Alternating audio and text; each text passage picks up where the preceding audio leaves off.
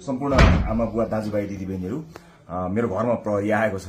मैले समाचारबाट उच्च अदालतको आदेशबारे थाहा त पाएँ, तर बिना कुनै कागज अहिले यतिखेरसम्म मलाई केही पुर्जी पनि दिएको छैन, कागज पनि दिएको छैन। मेरो घरभित्र आएर बेडरुमभित्र आउनुभएको छ, मैले सार्वजनिक पनि गरिसकेको छु।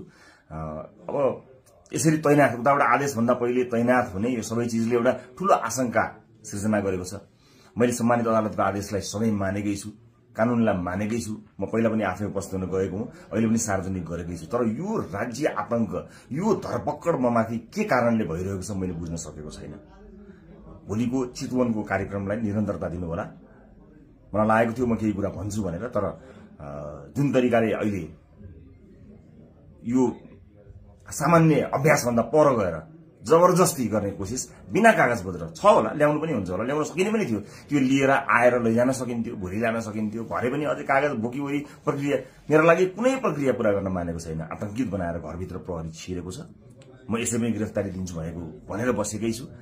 जे होस्, आम नागरिकले सब चिज हेरिरहेका छन् भन्ने मलाई विश्वास छ। न्यायको लडाई म एक थोपा रगत रहन्जेल लडिरहन्छु। यहाँले साथ दिनुहुनेछ भन्ने विश्वास मैले लिएको छु। मैले कुनै गल्ती गरेको पनि छैन, कुनै अपराध गरेको पनि छैन। तर संसारकै सबैभन्दा ठूलो अपराधीलाई जस्तो ममाथि गरिएको यो व्यवहार आम जनताले हेरिरहेका छन् भन्ने मैले विश्वास लिएको छु। म धेरै केही भन्दिनँ। म सम्मानित अदालतप्रति अझै पनि आशा र भरोसा राखेर कानूनी प्रक्रियामा सघाउनको लागि परिरहेको छु। यो दुनियाँका जति पनि न्यायालयका ढोकाहरू छन् ती सबै ढोका ढकढक्याउँछु आफ्नो न्यायको लागि।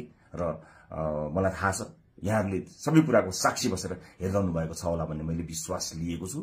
म यति जानकारी मैले दिनु उपयुक्त ठानेर मैले यो भिडियो रेकर्ड गराएको छु।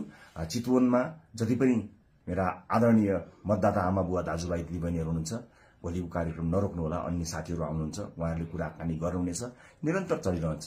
मलाई यिनीहरूले हत्या नै गरेछन् भने पनि नेपाली मतपत्रमा घण्टी चुनाव चिन्ह बसेको छ।